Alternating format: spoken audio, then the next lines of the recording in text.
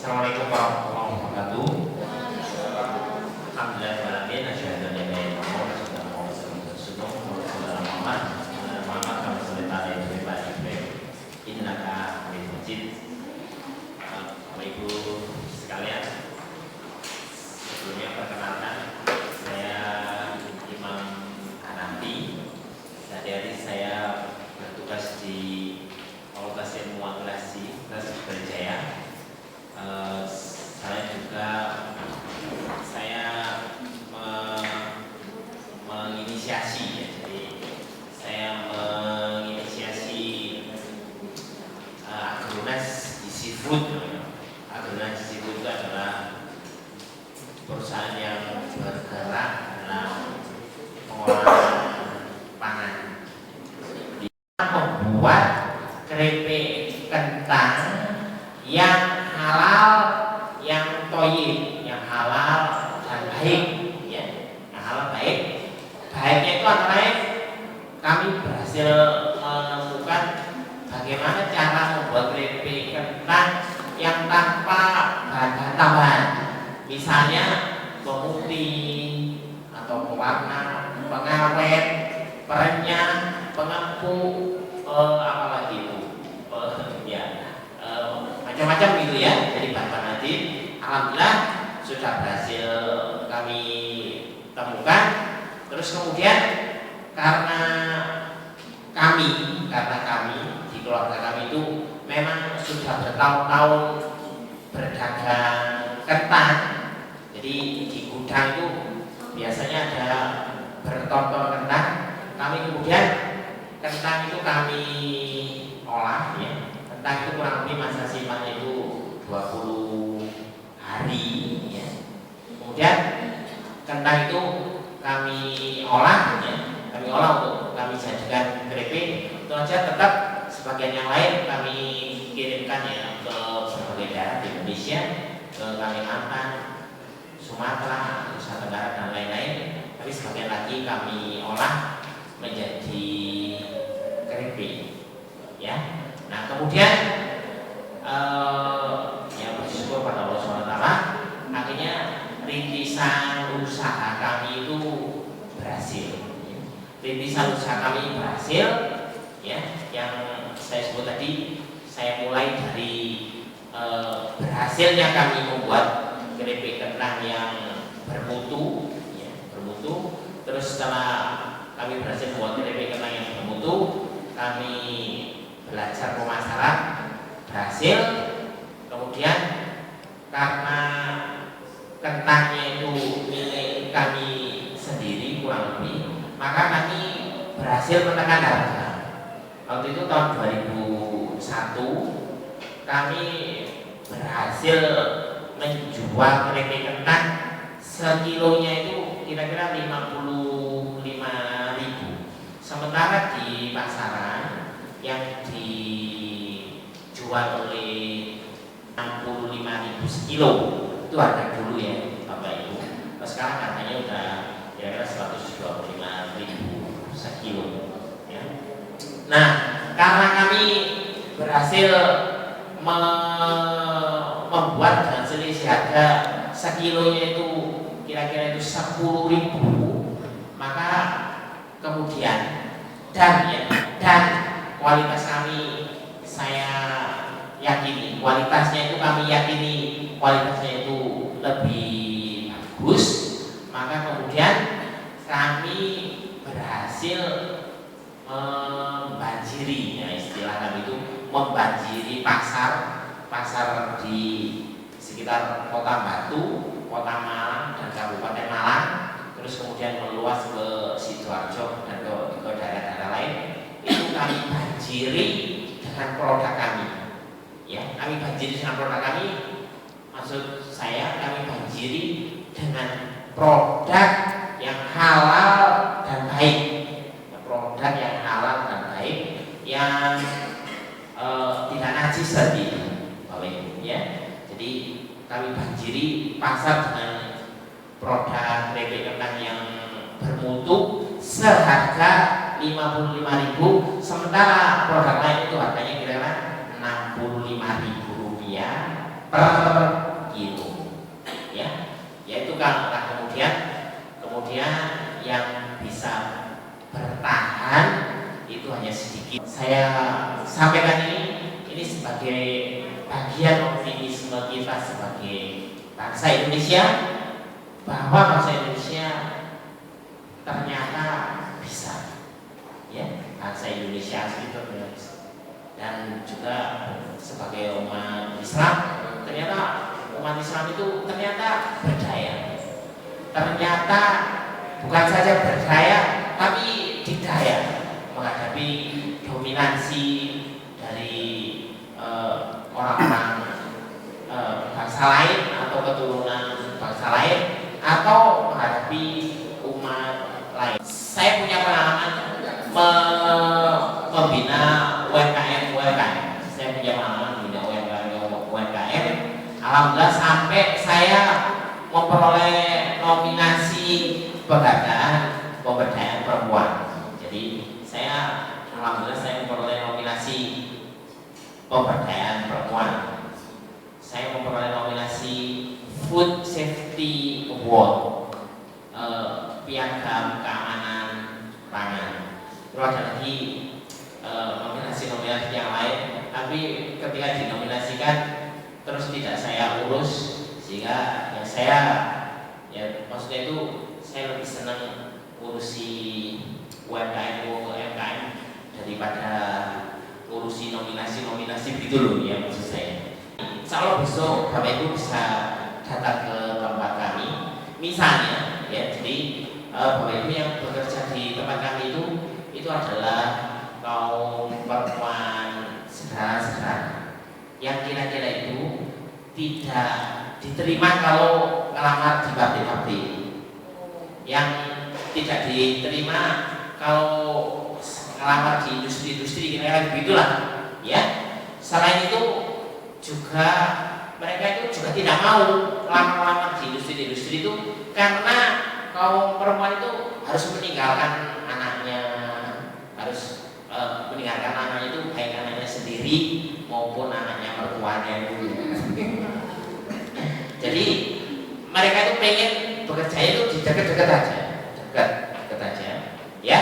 Terus kemudian misalnya mereka melamar ke tempat saya, biasa manggil saya itu Cak Imam atau Mas Imam. Cak itu sebutan dari Jawa, ya, atau Mas Imam. Misalnya, Mas Imam, saya mau kerja di tempat sampean. Terus saya tanyain, loh, sampean bisanya apa? Loh, saya ya nggak bisa apa-apa. Loh, nggak bisa apa-apa kok ngelamar di tempatnya saya. Lalu mereka balik jawab, lah, karena nggak bisa apa-apa itu saya ngelamar di tempatnya Mas Imam.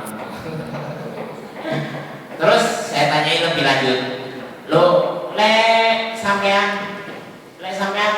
hari raya Idul Fitri itu sampean buat jajan apa tidak? Kalau sampean itu kamu, ya, kamu tadi untuk sebutan untuk yang lebih sebutan penghormatan. Sampean terima kasih. Sampean hari raya itu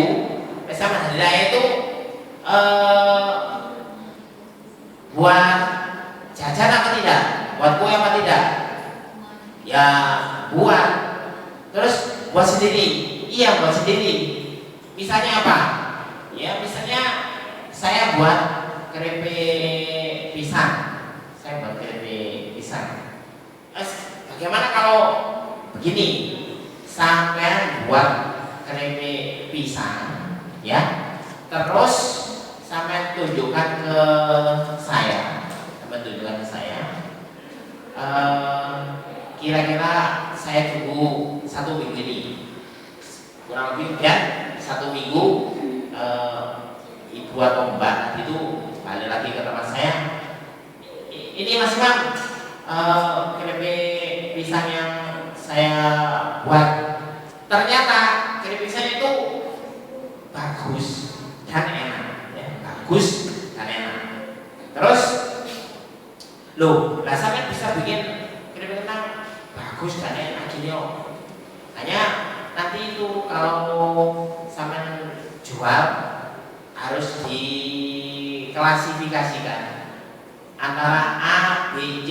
A itu yang panjang-panjang, besar-besar, B itu yang sedang, C yang kecil-kecil. Silakan sampai sekarang buat ya. Syaratnya tidak boleh menggunakan pewarna, pengawet, pemanis buatan. Ya, pokoknya tidak boleh menggunakan bahan tanaman. Silakan sampai buat. Lantas saya bantu menjualkan, titipkan di toko saya ini. Ya. Terus urusan merek, ya. Urusan merek, urusan TGP, NPWP, SIUP, apalagi surat keterangan kesehatan itu, Dinkes dan lain-lain sudah saya bantu, saya urusi. Alhamdulillah kemudian nyerahkan lagi ke saya sudah dalam bentuk karungan itu ya, apa namanya itu plastik besar ya, sudah jadi diserang saya sudah dalam bentuk plastik besar. Terus kemudian dari plastik besar itu kami kemas kecil-kecil ya, kira-kira itu 100 gram, 200 gram itu kecil-kecil. Kemudian kami beri merek, kemudian kami jual ya. Tentu saja kami adalah pebisnis.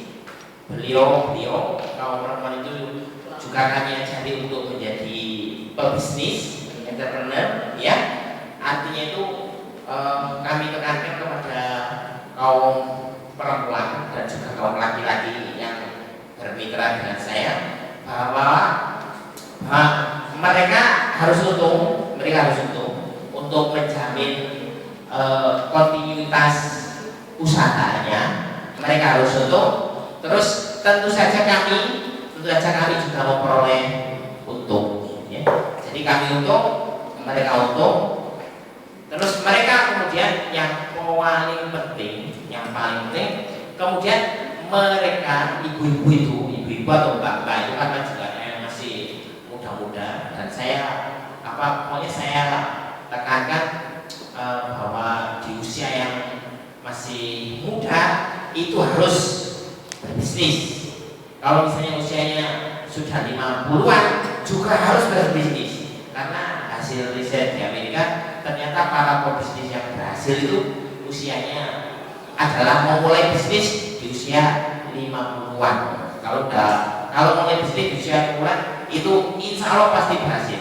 Kalau memulai bisnis di usia muda itu ternyata juga berhasil. Berhasil, iya betul. Karena begini, kalau masih muda memulai bisnis itu kira-kira awal-awal gitu agak-agak gagal.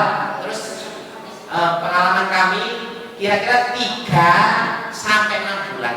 3 bulan sampai 6 bulan para pebisnis pemula yang kami dampingi itu ternyata sudah ahli di dalam waktu kira-kira 3 bulan sampai 6 bulan. Jadi misalnya tadi itu buat keripik pisang, itu ternyata dalam waktu 3 sampai 6 bulan sudah ahli banget buat keripik pisang.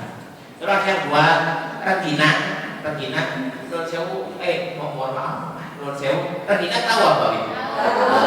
Misalnya buat rengginang itu, misalnya kira-kira juga begitu, kira-kira 3 bulan sampai paling lambat 6 bulan itu mereka sudah paham. Terus misalnya juga begitu, memasarkan itu ternyata hanya perlu waktu kira-kira juga 3 sampai 6 bulan sudah pinter memasarkan, sudah pinter. Ya tentu ada pengalaman yang menarik dalam saya berbisnis dan membina UMKM. Itu misalnya dulu kalau Bapak Ibu tahu, dulu rengginang itu kan besar ya. Dulu rengginang besar. Terus itu betul itu alhamdulillah itu salah satu temuan kami ya, ranginang besar-besar itu kok pemasarannya kok nggak begitu bagus gitu ya kan gitu. Seperti juga misalnya waktu acara-acara gini, kalau misalnya kita disuguhi apa namanya itu mau gelas yang terlalu besar kan juga enggak gitu. Kalau kecil gini kan enak, pegangnya enak gini kan ya, terus minumnya juga enak.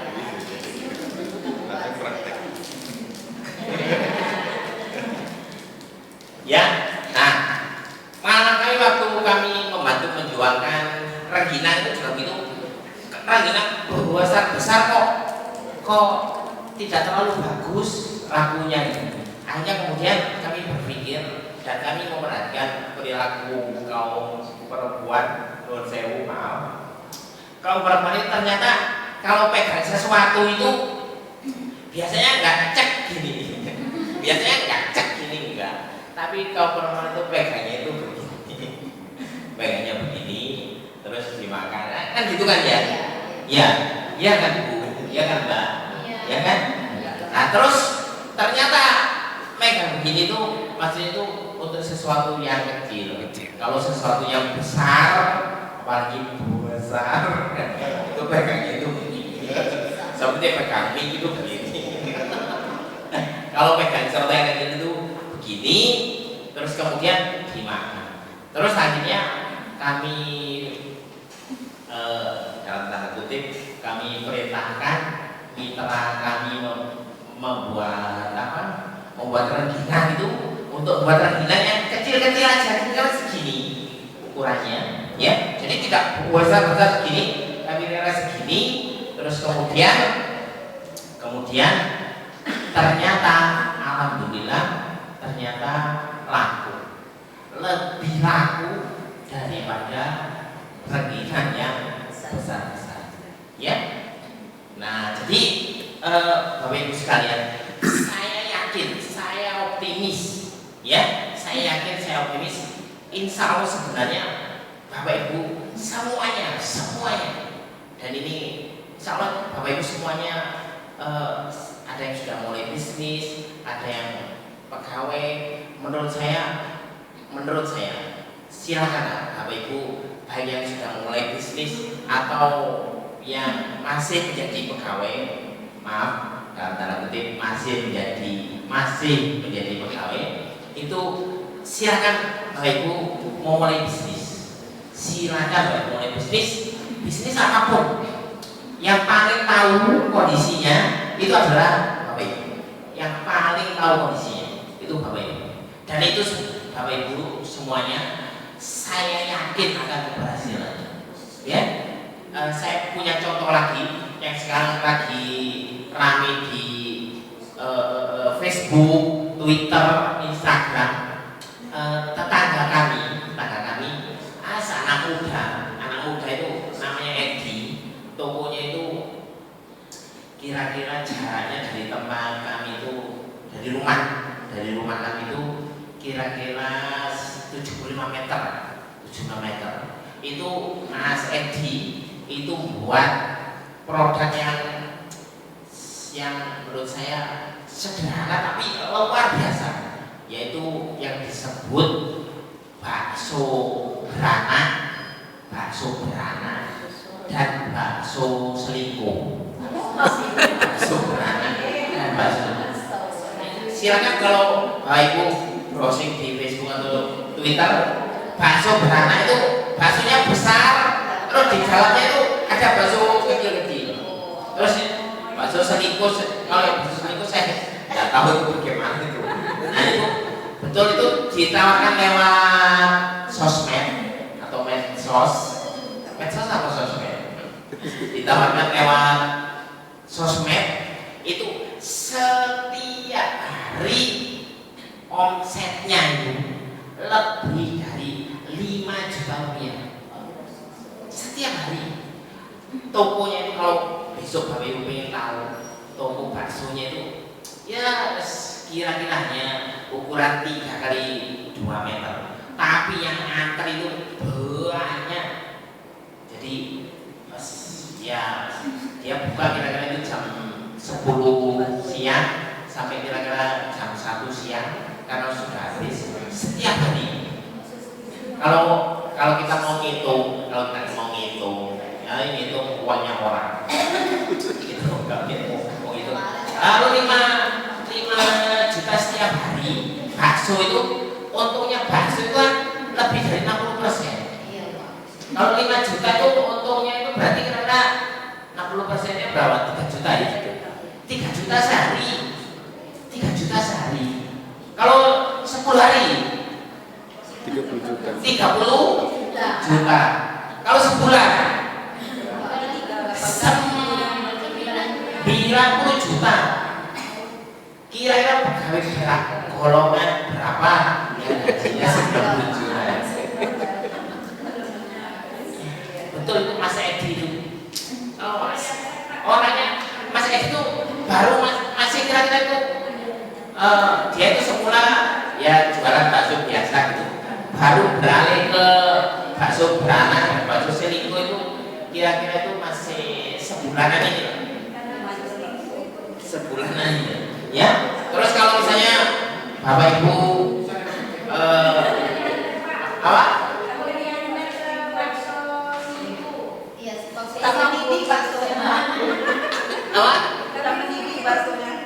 Apa? Oh, namanya. Oh ya. Oh, boleh. Besok. Ada lagi bakso juga. Namanya bakso Ari. Bakso Ari itu jadi begini. Ini juga jadi ini kisahnya. Ada tetangga saya juga. Tapi Mas Ari ini kira-kira jaraknya dari tempat saya itu kira-kira 200 meter waktu itu. Sekarang dia sudah bangun masjid, sudah pergi haji, sudah punya gerai banyak ya.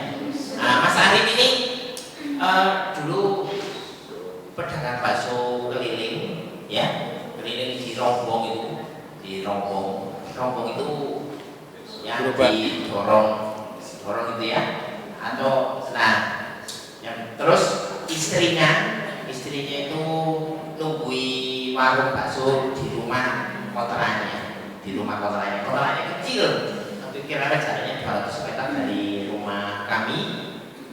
Mas Arif ini kemudian ya alhamdulillah puji syukur Allah kurang lebih berhasil.